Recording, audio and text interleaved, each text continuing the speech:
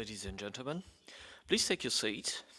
The floor will be now taken by His Magnificence of the John Paul II Catholic University of Lublin, Reverend Professor Mirosław Kalinowski.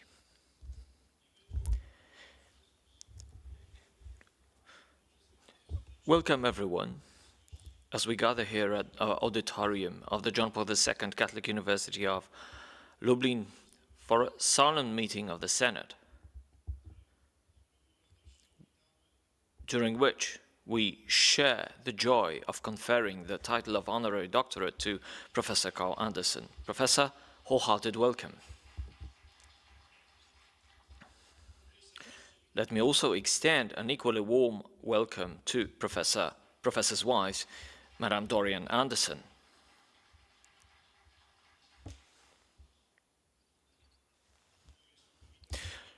I'm also pleased to welcome Metropolitan of Lviv, His Excellency Archbishop Mieczysław Mokrzycki,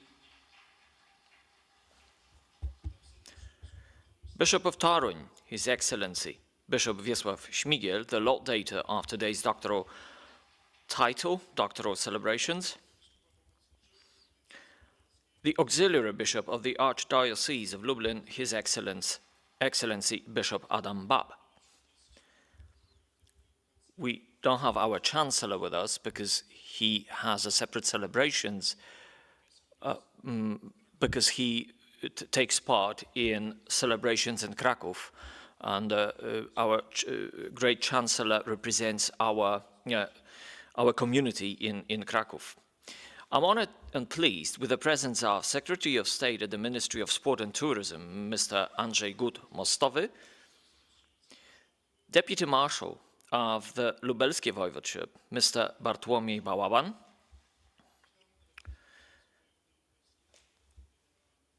I also welcome representing Director General of the Lublin Voivodeship Office in Lublin, Ms. Agata Grula.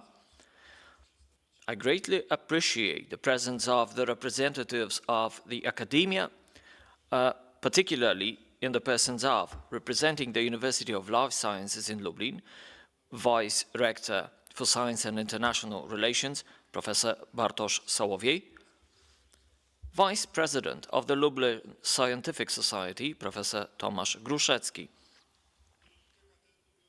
Head of the Department of Theological Bioethics of the Pontifical University of John Paul II in Kraków, Professor Tomasz Kraj. I also extend a warm welcome to the many representatives of the Knights of Columbus that are here today with us, and I extend this welcome to the Supreme Custodian of the Knights of Columbus, Mr. Andrzej Anasiak, and the state delegates of Poland and Ukraine, or to Poland and Ukraine, Mr. Krzysztof Zuba and Mr. Yuri Malecki. You're noticeable here. Thank you very much for coming. It's very good to have people full of peace and radiant joy here among us. Let me also welcome former Vice Rector of our university, Professor Krzysztof Narecki, Director of the Abraham Heschel Center for Catholic Jewish Relations at our university, Reverend Professor Marcin Kowalski. Director of the John Paul II Institute at our university, Reverend Professor Marek Słomka. I welcome the members of the Senate of the Catholic University and representatives of the Institute of Theological Sciences, headed by Professor Moskal and Professor Kantyka, Przemysław Kantyka. I'm delighted with the unfailing presence of press, radio and television at our celebration. A very warm welcome to all of you. Thank you very much for coming.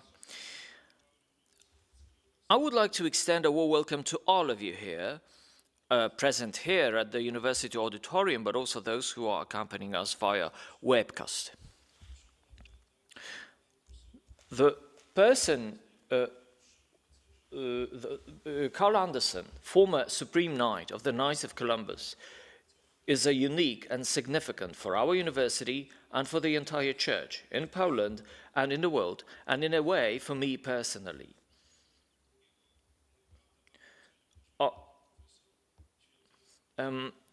Some John Paul II, a long-time professor of ethics at our university, had great confidence in our dear laureate, entrusting him over years with important functions in Vatican institutions, focused primarily on the protection of human life and the Christian growth of the family. This trust can be evidenced, if only by the fact that Carl Anderson served as the only lay auditor from North America. He was also one to extend the mission, to promote the mission of the Pontifical John Paul II Institute for Studies on Marriage and Family to the United States, but giving it an institutional nature, institutional structure at the Catholic University of America in Washington, D.C. He served his homeland faithfully at various levels of advice and authority. He marked his presence in the White House when, at the end of the 1980s, the fate of Polish history, Polish independence was at stake. In this way, he also fulfilled the ideal, the motto contained, the main motto of our university, Deo et Patriae.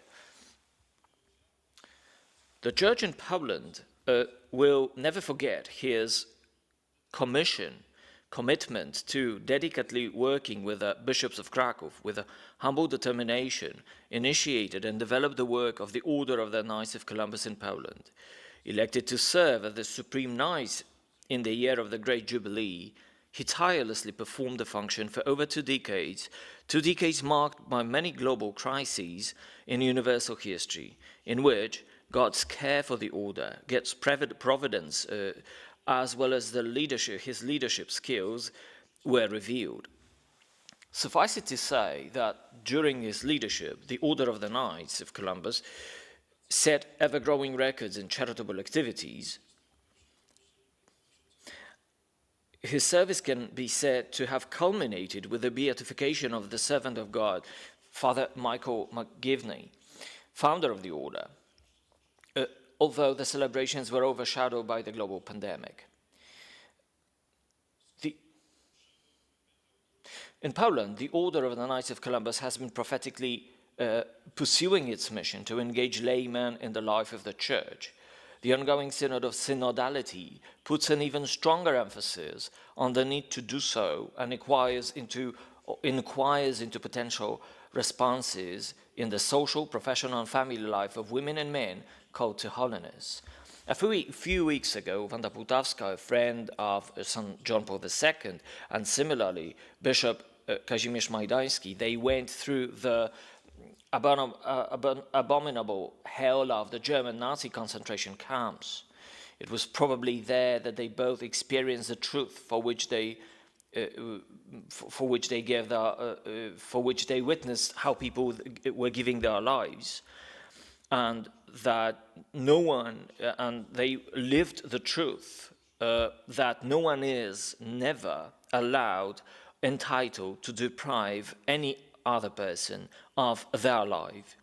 It was Bishop Majdański who established the first Center for Studies on Family in Poland, and in cooperation with that Warsaw-based institute, we were able to build a similar institute at our university, and family studies is becoming a more recognizable academic discipline, and recently we have been allowed to entitle new students as doctors in the field. I feel therefore well positioned to welcome Carl Anderson to our university family, but also as par excellence familiological family, as a doctor honoris causa of the Faculty of Theology, Catholic University of Lublin. We thank dear laureate for being a social, ecclesial, and personal role model for the family strong in God. Vivat Jesus.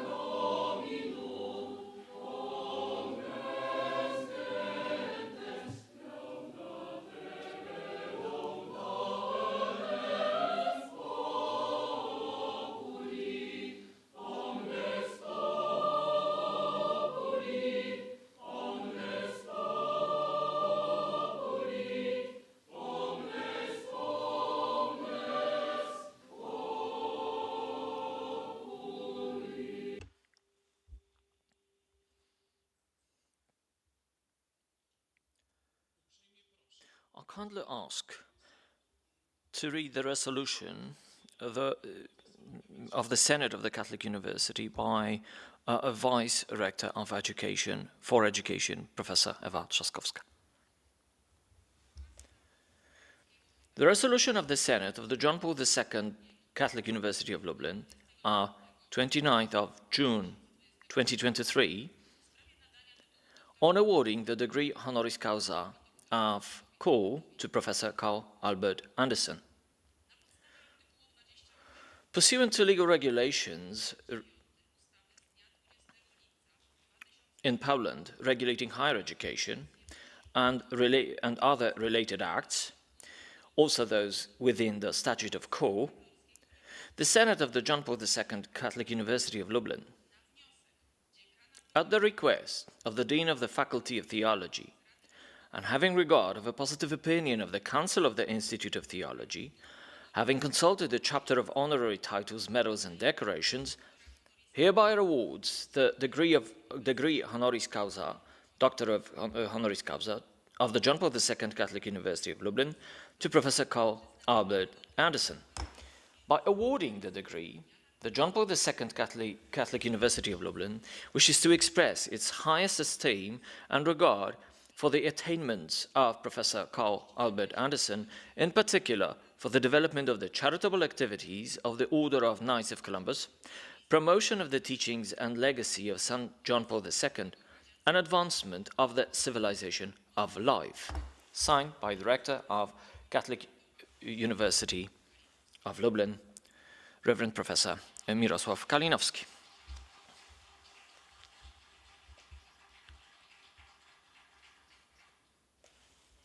Ladies and gentlemen, the laudation speech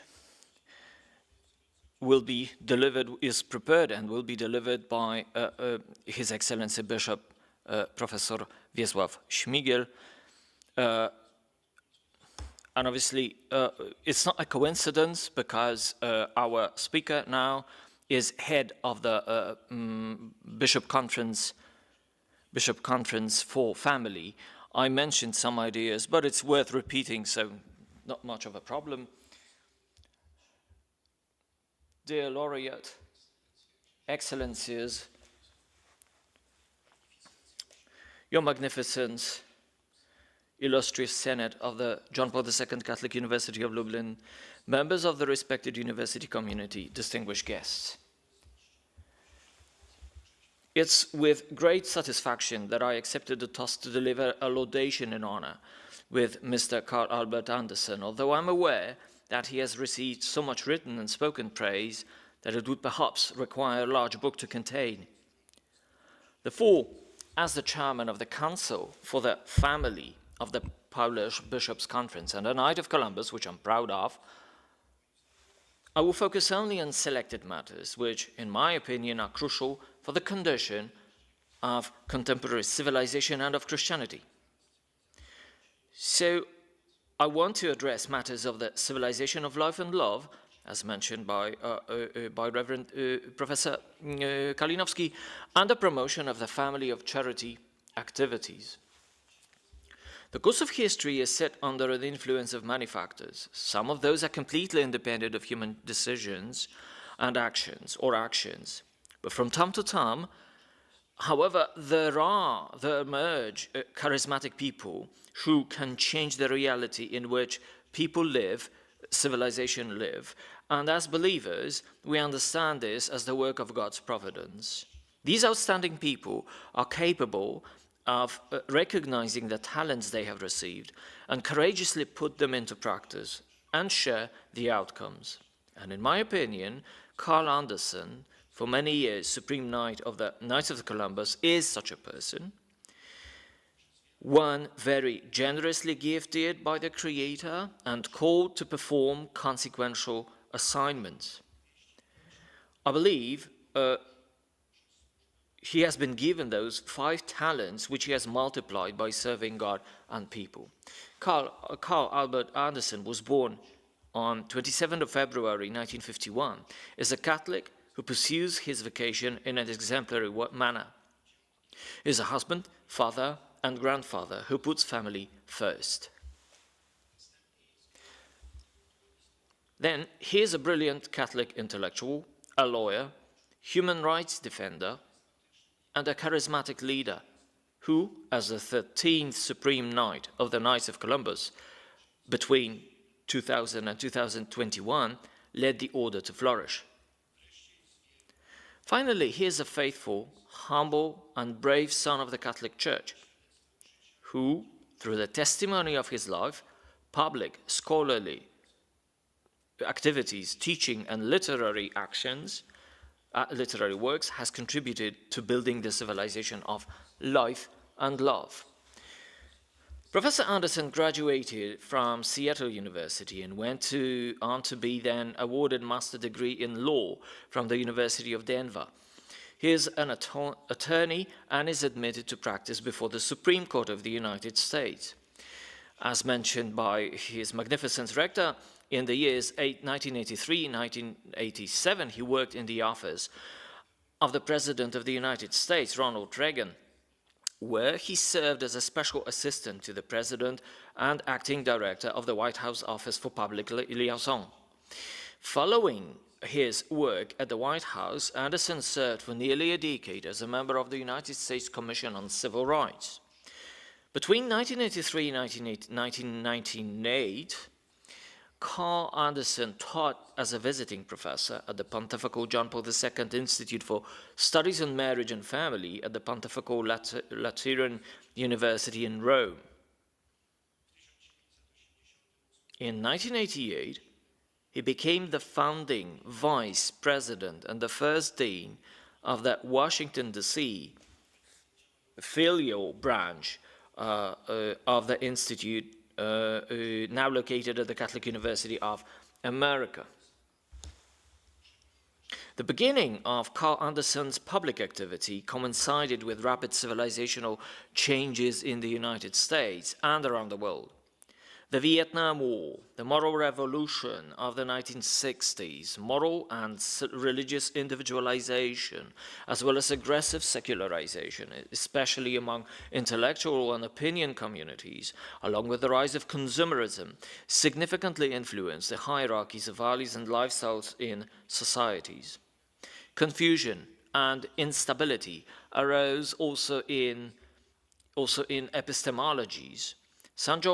John Paul II, in his encyclical entitled Fides et Ratio, wrote that we live in the world full of different forms of agnosticism, relativism, which have led philosophical research to lose its way, to go in the shifting sands of widespread skepticism.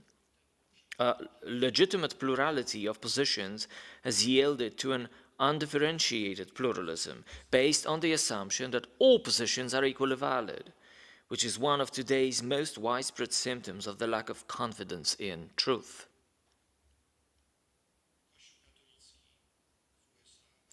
American Catholic Church was facing at the time multiple headwinds, the strongest of which seemed to be the danger of blurring Christian identity and the struggle to survive at the cost of adapting to a secularized culture.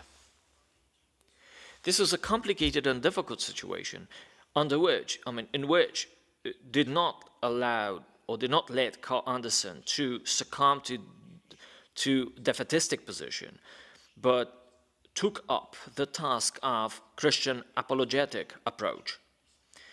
It was the pontificate of St. John Paul II that he found as a source of hope and inspiration for action. He set out his vision of the mission of the lay Catholic in the contemporary world in his book entitled A Civilization of Love, What Every Catholic Can Do to Transform the World. Anderson comprehends the complexity of the world and is aware of the fact that modern societies are not only undergoing secularization, but also make an arena for military, ideological, and cultural wars. Nevertheless, social processes and the crisis of civilization do not arise from the laws of nature, but are a consequence of human action.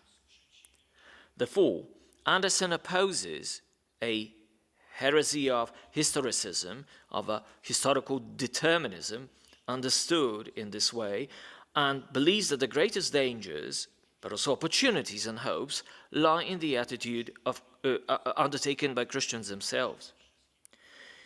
In his opinion, the erosion of civilization is primarily caused by the abandonment of faith in God by a large part of citizens of the Western community.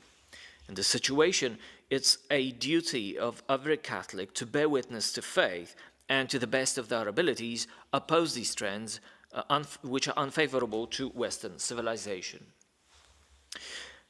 Anderson starts his reflection on observing that Western societies are permeated with suspicion towards or against God and religion, mainly in thoughts of such people like Nietzsche, Marx, or Freud. Christianity is particularly criticized because, alongside Greek thought and Judaic tradition, it tries to build Western civilization on faith. An attempt to build a world without God leads to an elimination or at least marginalization of Christianity.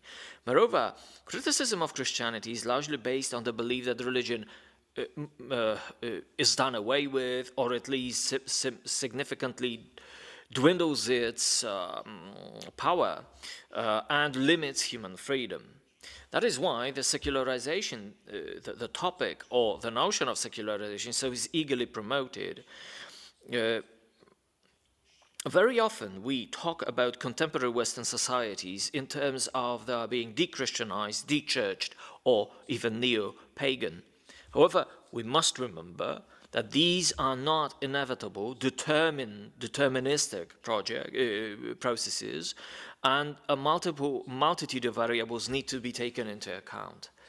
All those dangers and threats are kept in the reflection of Professor Anderson, but at the same time he puts forward a positive, bold and patient grassroots work to advance the civilization of love. He sees freedom as one of the greatest values, while stressing that it has no absolute status. It demands recognition of other principles and values that gives freedom a positive meaning. Such other values are equality and dignity of all people, and above all, love, which marks the ultimate end and the meaning of human existence. What's more, freedom requires social guarantees. Otherwise, it may lead to anarchy. Christianity developed a system of moral laws, the guarantor of which is God himself. Many countries in the bodies of civil law follow a system of fundamental human rights, referring to the concept of so-called natural law. St. Thomas Aquinas believed that natural law was nothing else but just a rational participation of participation of the human being in the internal law. Anderson came to the conclusion that natural law leads to this participation of the human being in the divine love. Love is the ultimate guarantee and fulfillment of freedom. Therefore, in Carl Anderson's view, effective opposition to secularization should be based on Catholic approach, Catholic pursuit of the civilization of love, as postulated by Pope Paul VI, and then John Paul II and Benedict XVI, and also promoted by Pope Francis. In building the civilization of love, Anderson seeks inspiration in the teaching and ministry of John Paul II. After all, it was for promoting the person of the Polish Pope and credible international pursuit of the values that he had been received the Totus Tuus Award in 2021. Based on the analysis of John Paul II's text, he showed the Christian's call to love in a new light. He expressed the essence of this call in the statement, "I've been first loved, therefore I am." In a way, this was a reconstruction of Cartesian, I think, therefore I am. The appreciation of marriage and family and the promotion and defense of life from conception to natural death are logical consequences of how Anderson understands Christianity. He shares a lot of valuable thought on this matter in his book Called to Love, Approaching John Paul II's Theology of the Body. The civilization of love should be built with the family as its cornerstone. In God's plan, the family is a community of loving people, and, understood in this way, it's a school of social life. The future of the church and the lay community should depend on it. Therefore, from the time when Carl Anderson became Supreme Knight of the Knights of Columbus in 2000, he mostly focused on supporting the family and pro-life activities. In one of his interviews, Anderson noted that the Knights of Columbus is the global largest charitable organization, currently having a membership of over 2 million. It always stands on the side of the weakest and excluded, particularly the unborn. He also emphasized that the tradition is to help those who cannot help themselves. It's a wonderful mission, wonderful statement. Anderson is a staunch defender of human life from conception to natural death. Let me stress it once again. In the US, when Carl Anderson was active, and even today, it's a leading topic, leading social topic, and you really have to be courageous to talk about, to do something about it. Inspired by the teaching of John Paul II, particularly Evangelium Vitae, Anderson became a lay apostle of the civilization of life.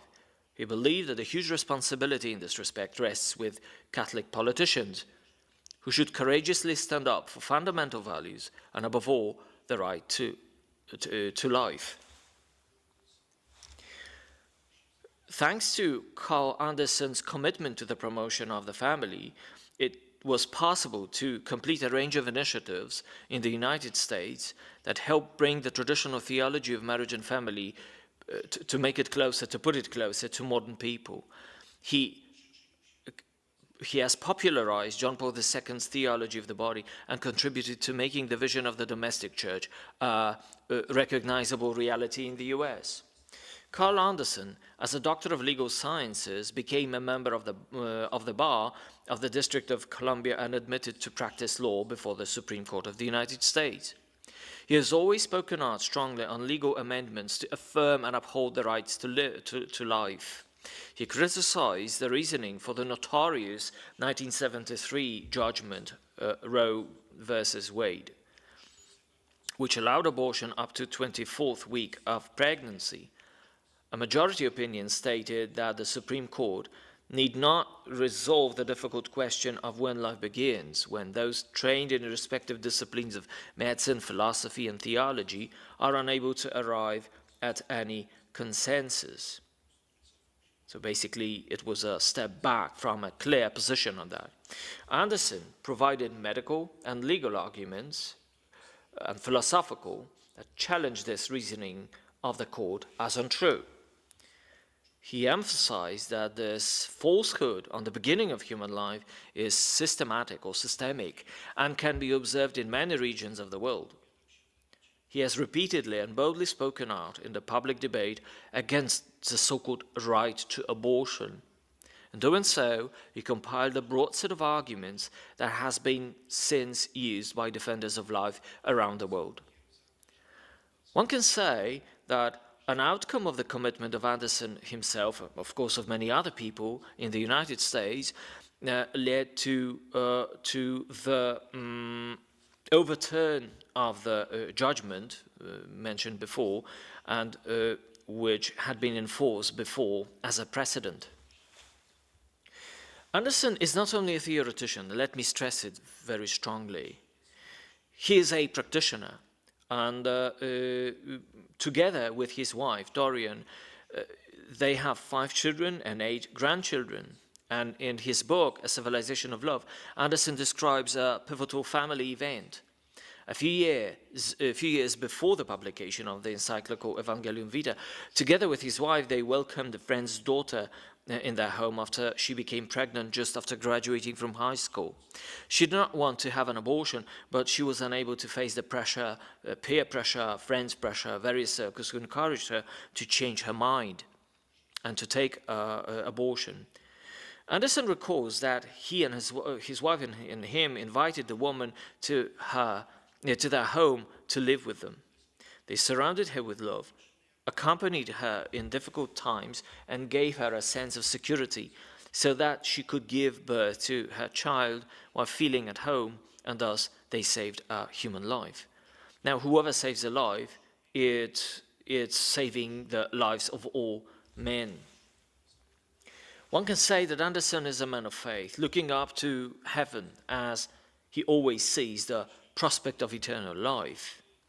But he also is a realist with his foot down on earth. He is aware that to help noble-minded people, you need financial resources. That is why the Knights of Columbus, among others, engages in insurance activities, collecting a lot of over $109 billion, because these resources enabled a lot of extensive charitable efforts.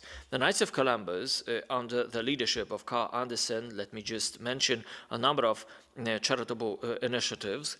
First of all, the launching of a fund, of Heroes Fund, for the families of the victims of the 1911 terrorist attacks. Reconstruction of the Catholic churches and schools that suffered during wars and natural disasters. Purchase of wheelchairs for people with disabilities. Establishment of the Foundation Pacem in Terris, supporting Christians in the Holy Land, even particularly a very topical issue. And also the foundation helping persecuted Christians in the Middle East. Purchase of ultrasound machines, ultrasound equipment for clinics caring for women in the blessed stage, and the construction of the Theological Seminary in Cuba. In Poland, the Knights of Columbus provided support, among others, during natural disasters. For example, the rush to provide financial aid to victims of the storm in 2017 and the COVID-19 pandemic. The Order provides assistance to the sick and war refugees from Ukraine and works for the broadly understood promotion of marriages and families. Under the leadership of Carl Anderson, the Knights of Columbus set an example how to earn money honestly and how to invest them generously but wisely to build a more just, a more equitable world. The help they provide is not about giving away donations, but about restoring people's dignity, about supporting people, about supporting communities, educating, unleashing and promoting activities, nurturing growth, and above all, sharing love. The Knights of Columbus emphasized that Anderson led the Order to a deeper experience and pursuit of its founding principles: charity, unity, and fraternity. He emphasized the role of the Order in helping men live their faith and be better husbands and fathers. He also made efforts to ensure that the Knights of Columbus be enrooted in parishes and how they could provide assistance to parish priests. Anderson has enormous respect for St. John Paul II and for Poland. And in one of his public addresses he said, let me quote, "John Paul II changed the history of Poland and of the United States. He changed the history of the world. He was a great advocate of human rights, solidarity, and freedom. He always stood in defense of the truth about the human person and their dignity. It was the honor of my life to assist in some small way, to continue his mission and to continue his legacy." Anderson believes the most important message of the Polish Pope was the encouragement to widely open the doors to Christ. In response to the numerous merits of the Polish Pope, also in the United States, the Knights of Columbus opened the St. John Paul II's National Shrine in Washington, D.C. Carl Anderson emphasizes that the decision to establish the Knights of Columbus in Poland was, in a sense, an expression of gratitude to St. John Paul II and his contribution to the promotion of lay people in the Church. With his outstanding theoretical and practical competences, Professor Anderson is a member or has been a member of many prominent organizations. Reverend Professor Kalinowski mentioned some of them. Among others, St. John Paul II appointed him as a member of Pontifical Academy of Life, the Pontifical Council of the Laity, consultor of the Pontifical Council of Justice and Peace. And then Pope Benedict XVI appointed him member of the Pontifical Council for the Family, then Social Communications. Since 2002, he has served as a consultant to the Committee of Pro-Life Activities of Life of the United States Conference of Catholic Bishops. He is a member of the International Scientific Councils of the Studium Generale Martianum of Venice. In 1994, Anderson was a member of the Vatican delegation of the 15th meeting of the International Catholic Jewish Liaison Committee held in Jerusalem. He was also the only North American lay Catholic to serve as consultor during the Worldwide Synod of Bishops in 2001 and 2005. He has received multiple awards, distinctions, and honors. Among the most notable, one can mention the Knight Grand Cross of the Order of St. Sylvester. He is a Knight of the Order of St. Gregory the Great, and the Knight Grand Cross of the Order of the Holy Sepulchre in Jerusalem. He also holds degrees honoris causa received from St. Vincent Seminary, La Trobe, Pennsylvania, the Catholic University of America, and the Pontifical University of John Paul II in Krakow. Anderson's numerous talents, interests, and field of activity make him a true Renaissance man. In addition to his knowledge of law, political matters, philosophy and theology, his interest and understanding of art, music, history and literature is also notable. He has developed a special interest in the intersections and interactions of faith and culture. He has heroically defended religious freedom in the United States and all over the world. In Ethica Nicomachea, Aristotle says that a virtuous man is neither audacious nor timid, but brave. Perhaps that was the true origin of the Latin maxim, nec temere, nec timide. I'm convinced that it's perhaps the shortest but accurate characteristics or characterization of Carl Anderson, whose views and actions are mature, essential and prudent, and at the same time courageous and uncompromising. I'm of the opinion that Professor Carl Albert Anderson fully merits the award of the degree honoris causa, Doctor honoris causa of John Paul II Catholic University of Lublin. This merit is attested by his testimony of life, commitment to serving marriage and family, promotion and defense of life from conception to natural death, social, charitable, scholarly, educational, and organizational activities. This has further been confirmed by fair nomination reviews written by Reverend Professor Jarosław Kupczak, representing Pontifical University in Kraków, and Reverend Professor Wiesław Przygoda, representing our university. Professor Carl Albert Anderson today joins the long list of distinguished figures who have previously received the title of Doctor honoris causa of our university. Among them, there are, in my opinion, a lot of people who are very close to today's laureate, including St. John Paul II, the patron of our university, who was called the Pope of the Family, the recently deceased Dr. Wanda Pułtawska, a steadfast and uncompromising defender of life and family, and also Professor Rocco Buttiglione, who defended Christian values in public life, and with the testimony of his life showed that politics is, above all, a prudent care for the common good. The degree of doctorate honoris causa is a distinction for the recipient, but also an honor for the university. It also sets an example for people of faith, and above all, for contemporary intellectuals, how to pursue, in a noble-minded and reliable way, how to pursue research objectives, creatively engage in the positive change of earthly reality, and how to live a Christian life. I wholeheartedly congratulate Professor Anderson on the distinction, and I would like to thank the university community and his magnificent director for the right choice of the laureate. Thank you for your attention.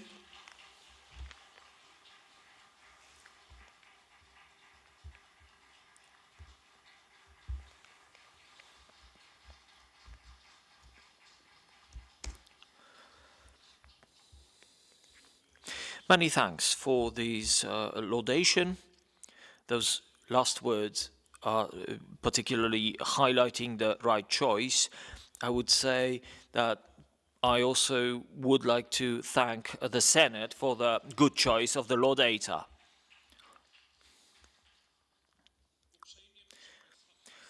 Ladies and gentlemen, please all rise. We will have a solemn moment of reading and presentation of the diploma of honoris causa doctorate to Professor Carl Anderson.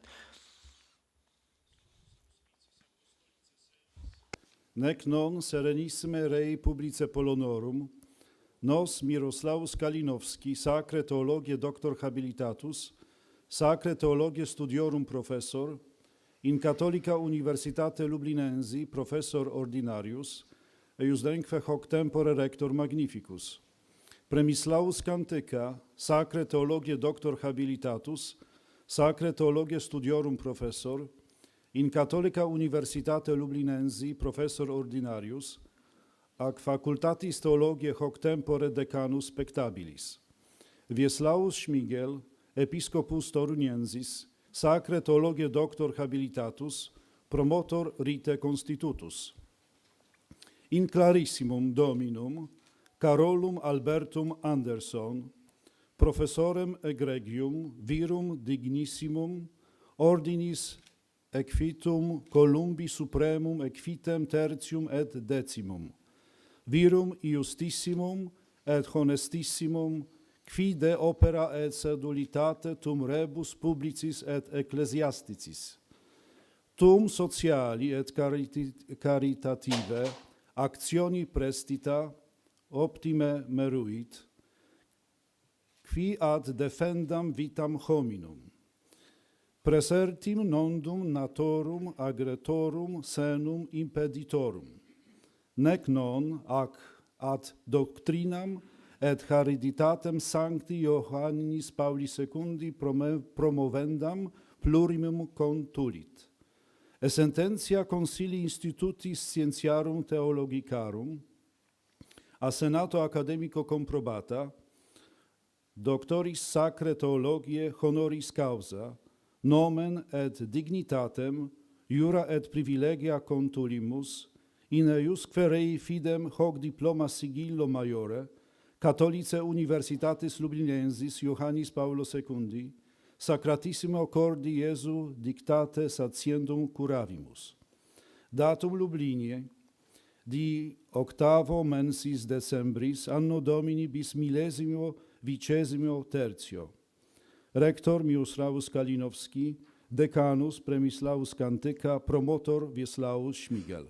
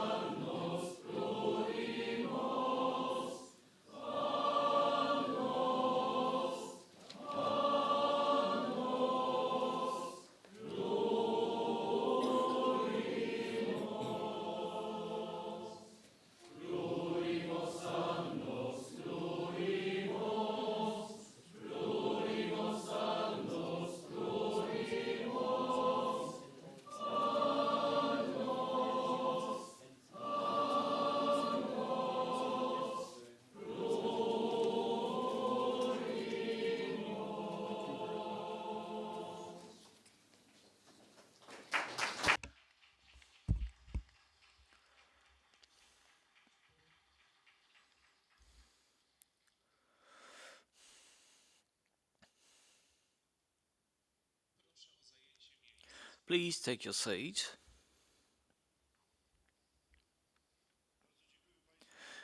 Many thanks for all words of congratulatory letters. We'll present them later in our proceedings, and I'll ask Professor Carl Anderson to take the floor now. May it please your excellencies, Reverend Fathers, Rector Magnificence. Words cannot adequately express my gratitude to the faculty and the administration, and especially for the honor of, now I may say, Dr. Kalinowski, for the honor of receiving this Dr. Honoris Causa from this great university at which Karol Wojtyła taught for 24 years.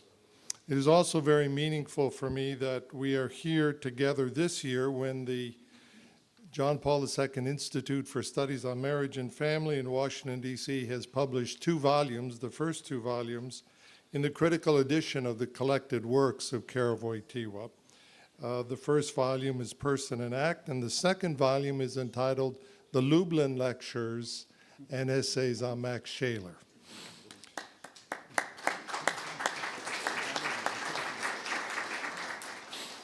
In 1929, G.K. Chesterton wrote about St. Thomas More. He said, St. Thomas More is more important at this moment than at any moment since his death, but he is not quite so important as he will be in 100 years' time. I suggest that we may say the same thing about St. John Paul II and his importance for the 21st century. In explaining why this is so, I would like to share some experiences from the United States regarding modernity's challenge to Christianity, and especially the dynamics of secularization in modern Western democracies. Then I will make some observations about John Paul II's response to this situation. And I would offer these not as a comprehensive review, but as a prolegomena to a larger discussion. First, some thoughts about the secularization of American life. As late as the 1890s, American law and culture reflected the strong influence of more than 2 centuries of Protestantism. 37 of the 42 states of the United States acknowledged the authority of God in their constitutions. And the U.S. Supreme Court observed that year, American life as expressed by its laws, its business, its customs, and its society finds everywhere a clear recognition that this same truth, that America is a Christian country. The Protestant hegemony over Americans' legal, cultural, and social institutions reflected in that statement collapsed many decades ago. The resulting privatization of religion, the marginalization from public life, and its increasing irrelevance in America's public discourse and law-making are now the new normal for American society. But time does not permit a step-by-step look at how this transformation took place. But what I would like to point out is the inadequacy of what has been called the myth of secularization to explain what has happened. By this I mean the claim that secularization is so linked to modernity that its triumph over Christianity and over religion in general is inevitable. More than 50 years ago, the great American sociologist of religion, Robert Bellah, suggested secularization should be considered a myth. And he said this, "It is not scientific at all. This theory or myth is that of the Enlightenment, which views science as the bringer of light, relative to which religion and other dark things must vanish away. But the secularization myth proves inadequate to provide a satisfactory description of historical developments because of its reliance on a deterministic sense of inevitability that excludes the role of human freedom in history. In the secular revolution, the American sociologist Christian Smith makes a strong case against the notion of this inevitability of secularization. He writes, "The historical secularization of the institutions of American public life was not a natural, inevitable, and abstract byproduct of modernization. Rather, it was the outcome of a struggle between contending groups with conflicting interests seeking to control social knowledge and social institutions." Smith finds that the emergence of secularization was the result of a series of confrontations in which power and authority, mobilization, and cultural and institutional transformation was at stake and played key roles. His point is that we can understand secularism as a cultural force by understanding it first and primarily as a revolutionary force. In this view, secularization is not inevitable at all. Instead, secularization became ascendant through the efforts of a network of activists on the one hand, and the inability of Protestant Christian leaders and institutions to provide adequate intellectual, cultural, and social responses. Revolutions are not inevitable. Revolutions may all reflect in some way what Chateaubriand said about the French Revolution, that it was accomplished before it occurred. Nonetheless, what the American historian Carl Becker suggested a century ago about the American Revolution is true. It may have been accomplished in the minds of men before they made it the work of their hands. But that work was still necessary, and the outcome remained uncertain for quite some time.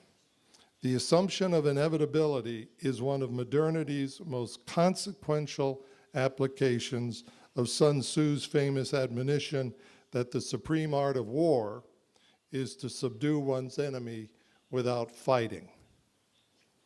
If secularization is inevitable, then the most reasonable response may be accommodation.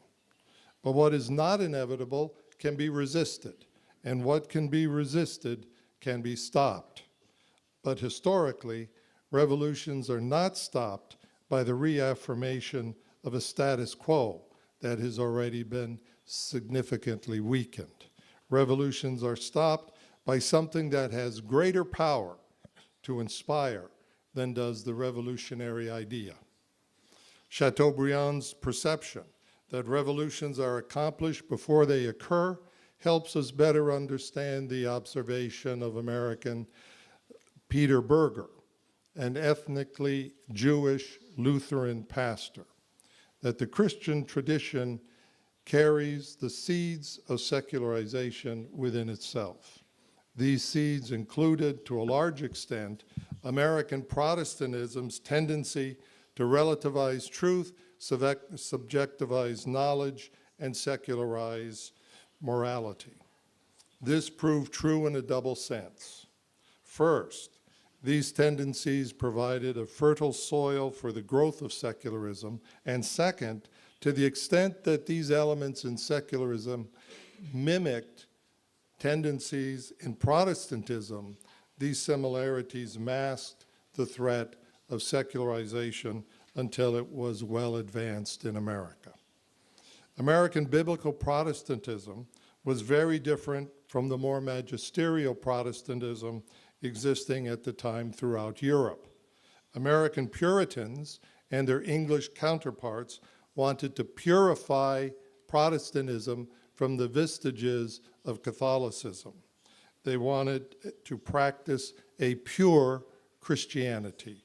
And that, in order to do that, their purity centered on the individual's belief and relationship with sacred scripture and the importance of personal experience and interpretation of sola scriptura. The English poet John Milton well described the guiding spirit of American Protestantism when he wrote, "The scripture only can be the final judge or rules in matters of religion, and that only in the conscience of every believer. In 1835, Alexis de Tocqueville, in his famous Observations on America entitled Democracy in America, said that while the many Protestant churches in America differed as to liturgical practice, they all agreed in respect to the duties which are due between human beings. But that consensus in America was shattered by the issue of slavery. Slavery divided America not only politically, but religiously. Slave-holding Christians would cite references to slavery in the Old Testament to defend their position of slavery. But Northern Christians could not understand how Christ's commandment to love one another and one's neighbor could be reconciled with the right to enslave that neighbor. So how is it possible for Americans to read the same Bible and come to opposite conclusions about a matter as important as slavery? American Protestants never provided a satisfactory answer as to how that could occur. And American Protestantism never recovered. Slavery shattered America's Bible-alone Protestantism that had been the bedrock of what has been called by some historians America's Bible civilization. No longer the source of unity, the Bible ironically became the source of Christianity's decline in America. In The Sacred Canopy, Peter Berger explains, by secularization we mean the process by which sectors of society and culture are removed from the domination of religious institutions, symbols, and values. Berger's image of a canopy stretching over society, suggests how we might understand the influence of religion on culture. It also helps us understand religion's decline as one institution after another in education, in economics, in science, in politics, rejects the influence of religion and develops its own independent rationale for existence. And in so doing, comes out from under the secular canopy. The key point is that secularization is more structural than it is doctrinal or philosophical. Secularization does not mean that no one is concerned with religion any longer. Religious movements may still flourish, as they do in America today, but now they become private movements. This shift from public to private has immense consequences for a religion such as Catholicism, which sees itself called to make certain truths regarding the common good. To decide that religion no longer has such a role is not only to define the role of religion in society, but it is to redefine the definition of religion itself.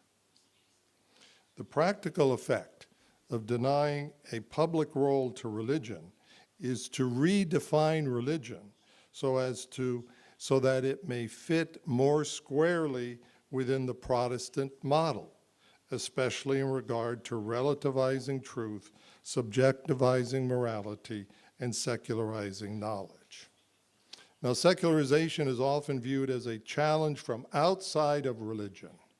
But if we understand its growth in terms of the waning influence of religion over segments of society, then secularization cannot be adequately understood without a realistic appraisal of the declining vitality of religion within a particular society. In the United States, secularism's ascendancy was made possible from within religion by what we might call a weakening of the immune structure of Protestantism, and particularly Protestant churches.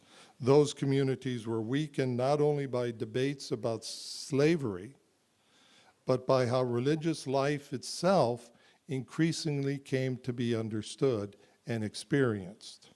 William James took up this problem in his famous book, The Varieties of Religious Experience. James made a distinction between living religious experience, which is that of the individual, and religious life, and religious life, which is in a sense derivative and is taken over by a structural church. James argued that most believers only experience a second-hand religion mediated by church structures rather than have an authentic individual religious experience themselves. He maintained there are people who have an original, powerful religious experience, which then gets communicated through some kind of institution, and it gets handed on to others, and they live religion in kind of a second-hand way. In the transformation, the force and intensity of the original tends to get lost until all that remains is a kind of dull habit. In this view, the real focus of religion is an individual experience and not a corporate experience or community experience. Now this, I think, brings us to the famous challenge of St. John Paul II made at the beginning of his pontificate. Open wide the doors for Christ, to his saving power. Open the boundaries of states, economic and political systems, and the vast fields of culture, civilization, and development. In 1978, many of us understood these words as a new global initiative for religious freedom, challenging Marxist totalitarian regimes where the doors for Christ had been slammed shut. Today, amid discussions of the future of postmodern societies, his words challenge Western democracies where secularism has marginalized Christianity. If secularism marks the independence of cultural institutions from religious influence, then to open the doors of all these sectors for Christ signals a new engagement with secularization. Significantly, the Pope did not put forward his challenge as a matter of religious rights and privileges for religious institutions, nor solely in terms of individual religious liberty. Since Western democracies obviously already recognize religious liberty, a challenge put forward in those terms would have primarily focused on the extent to which religious freedom was already recognized in these societies and the adequacy of that recognition. But John Paul II focused on a more fundamental point, the adequacy of modernity's understanding of the human person. Do not be afraid. Christ knows what is in man. And his challenge had an uncompromising aspect to it. He alone knows it. He alone knows it. That assertion goes to the very foundation of Western liberalism.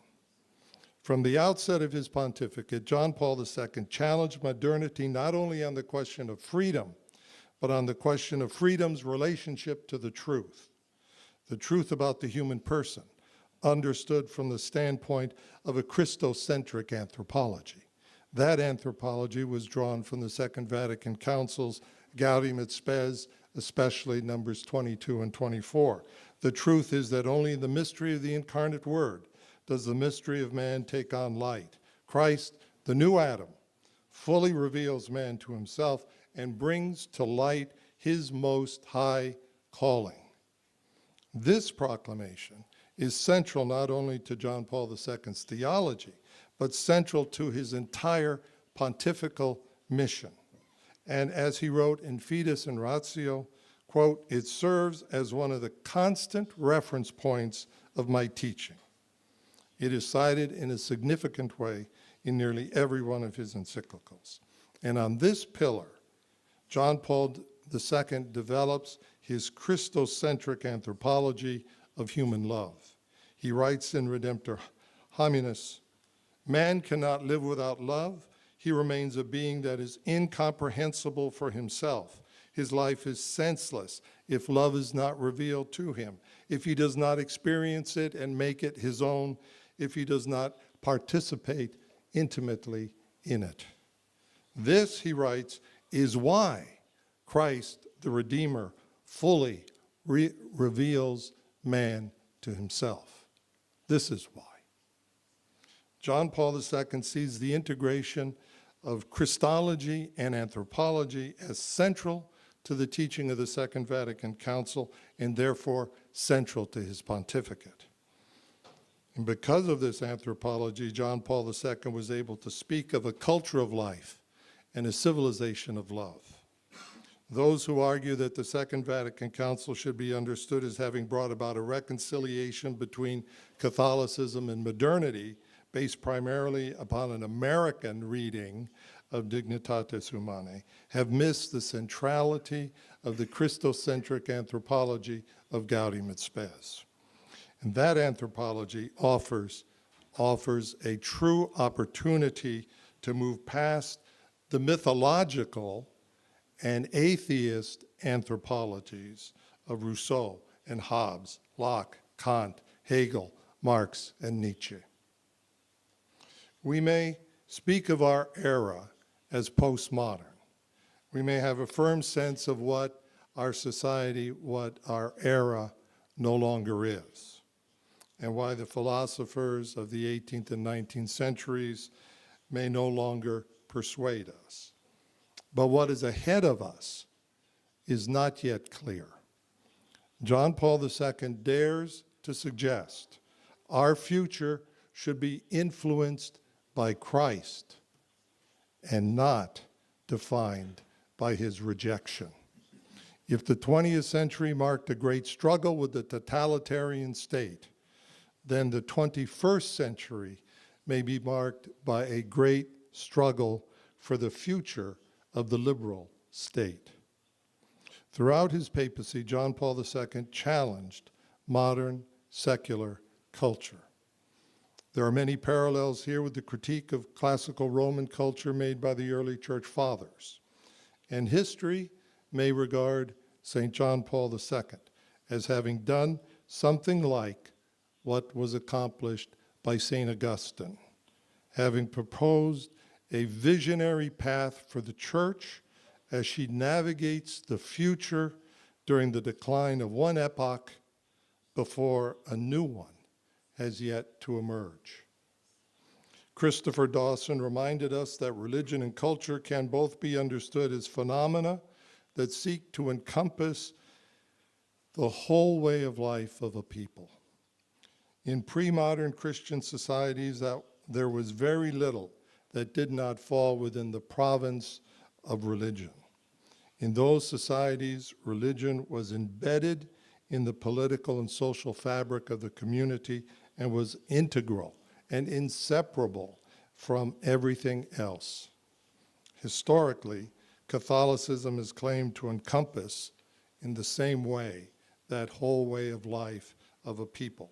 But today, its chief competitor, secularism, makes a similar claim and is rapidly pushing Christianity to the margins of society. Secular culture sees no necessity for religion, either in the daily routine of individuals or of society. We no longer think of religion as the pre-moderns did.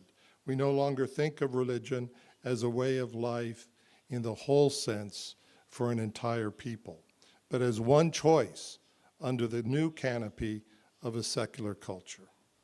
Christians may continue to speak of the importance of their values for society or of society's Christian roots, but secularism exhibits little tolerance for Christianity's claim that it possesses important truths essential to the common good. The fluidity of culture and its complexity in today's rapidly changing society brings to mind Heraclitus's famous saying that one cannot step twice in the same river. Culture is constantly changing, produced by the constant interaction of a number of differing discourses in society. In Redemptor Missio, John Paul II says, "The Church's insertion into people's culture is a lengthy one. It is not a matter of purely external adaptation, but enculturation means the intimate transformation of authentic cultural values through their integration into Christianity and the insertion of Christianity in the various aspects of human culture." He sees Christianity's engagement with culture as a continuous, gradual, multidisciplinary engagement that seeks to integrate Christianity through the entire culture. One can hardly think of a more strategic way to engage the process of secularization. But such an engagement obviously cannot happen automatically. It requires the active participation of many. John Paul II's Christocentric anthropology is not only an antidote to secularization, it is an antidote to the dull habit of second-hand religious life.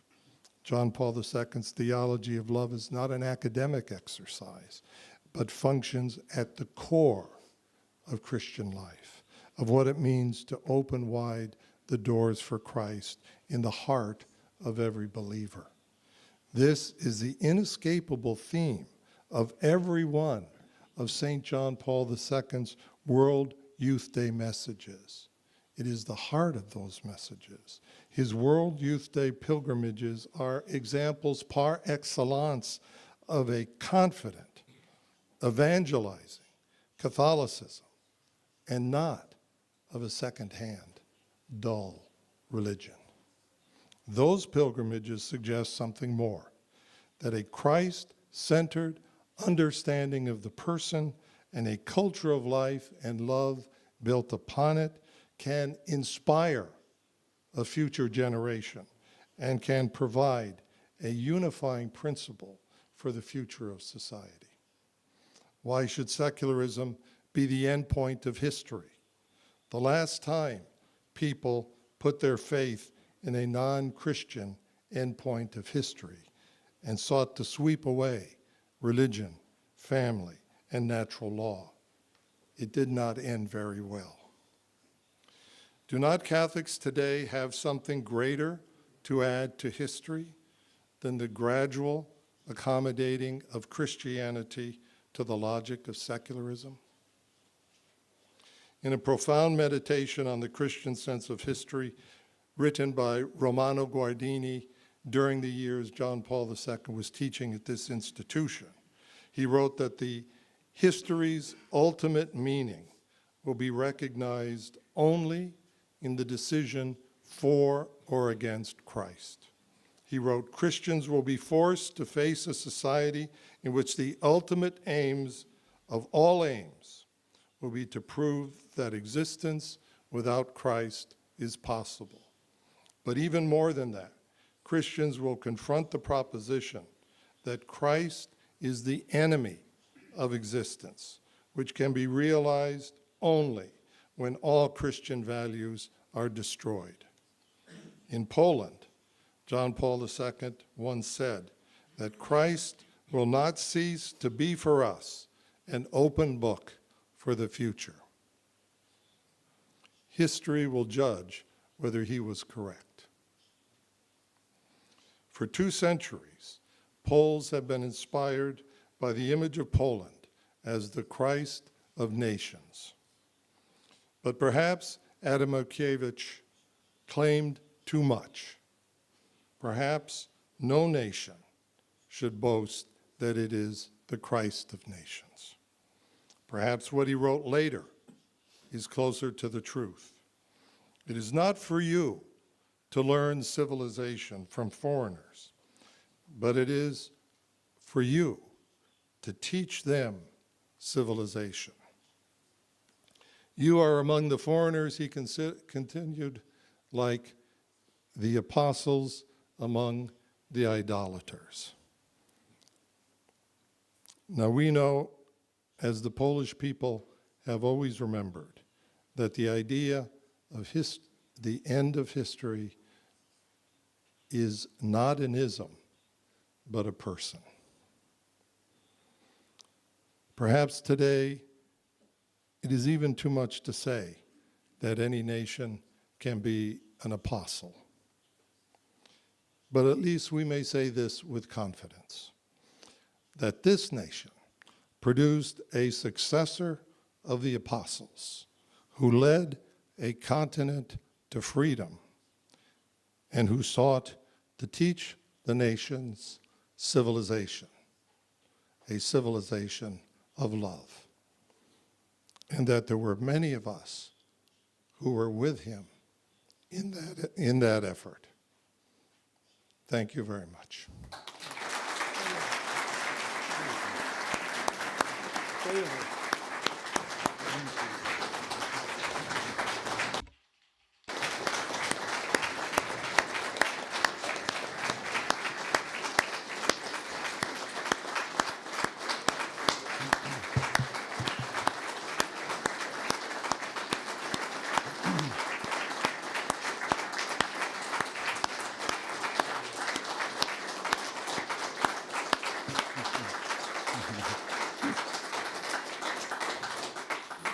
Panie profesorze, Professor, many thanks for this interesting, insightful lecture. It was a great pleasure for us to listen to this interesting and profound speech.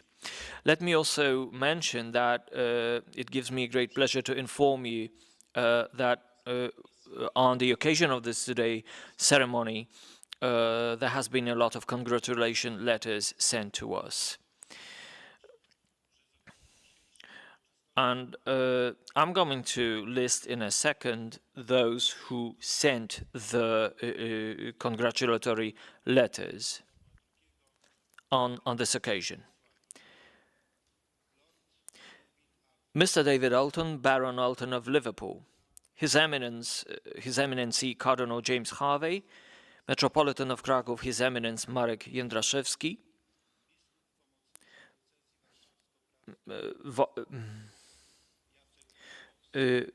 Bishop Jacek Brzybowski of Warsaw, Mayor of the City of Lublin, Dr. Krzysztof Żuk, President of the Catholic University of America, Dr. Peter Kilpatrick, Rector of the University of Gdansk, Professor Piotr Stepnowski, Rector of Cardinal Stefan Wyszyński University in Warsaw, Reverend Professor Ryszard Czekalski, Rector of the University of Rzeszów, Professor Sylwester Czopek,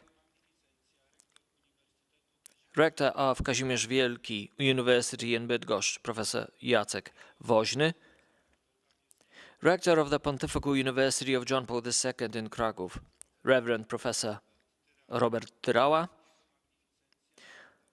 Rector of the Medical University of Lublin, Professor Wojciech Załuska, Rector of the Pontifical Institute of John Paul II for Studies on Marriage and Family at the Catholic University of America, Reverend Professor Antonio Lopez, Rector of the Pontifical Faculty of Theology in Wrocław, Reverend Professor Sławomir Stasiak, Superior General of the Congregation of the Sisters of Our Lady of Mercy, Mother Miriam Janiec, President of the Board of the John Paul II Center, Custodian of the Shrine of John Paul II the Great, Reverend Tomasz Szopa, Rector of the Greek Catholic Theological Seminary in Lviv, Head of the School of Bioethics of the Ukrainian Catholic University, Reverend Professor Ihor Bojko, and Professor Stanisław Chodorowicz. Ladies and gentlemen, let me allow you to quote from one letter from a rector of a medical university in Lublin, Professor Wojciech Załuska. The person and the figure of Professor Anderson, we can see the continuation of the thought and teaching of John Paul II, so strongly permeated by forgiveness and reconciliation. Professor Anderson belongs to the list of people honored by a number of rewards in commitment for the growth and glory of the Catholic Church and the Holy Father. The wide array of actions undertaken by Carl Anderson in showing the Church as a community of engaged lay people, how to help others, how to be creative, it's an outstanding paradigm for a lot of people. Let me also mention the attitude and the position, the steadfast courage of Professor Anderson to fight for human life, for human dignity, and for respect, mutual respect among people. I strongly address it with respect that Professor Anderson enlarges the community of honoris causa doctors of Co. Many thanks for these congratulatory letters and wishes, ladies and gentlemen. Our celebrations come to an end. Let me thank all of those who are here and those who are here via the internet. Thank you for being here with us and witnessing the moment when the laureate became the member of our community. It's a great honor to us and it's a great joy to us. Many thanks to the choir of our university headed by Professor Grzegorz Pecka and for the musical enrichment of our ceremony. For the very end of the meeting, we'll sing Gaudeamus Igitur, but we have one person whom I need to mention, the parish priest of the John Paul II parish in Lublin. Wholehearted welcome.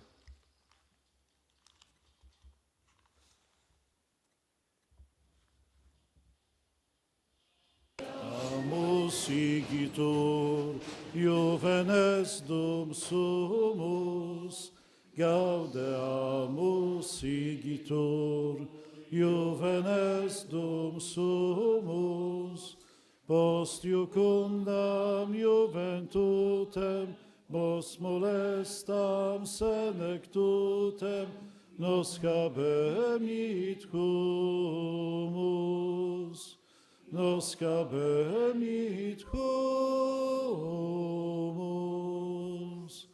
Vivat Academia, vivat professores, vivat Academia, vivat professores, vivat membrum qualibet, vivat membra quelibet, semper sint in flore, semper sint in flore.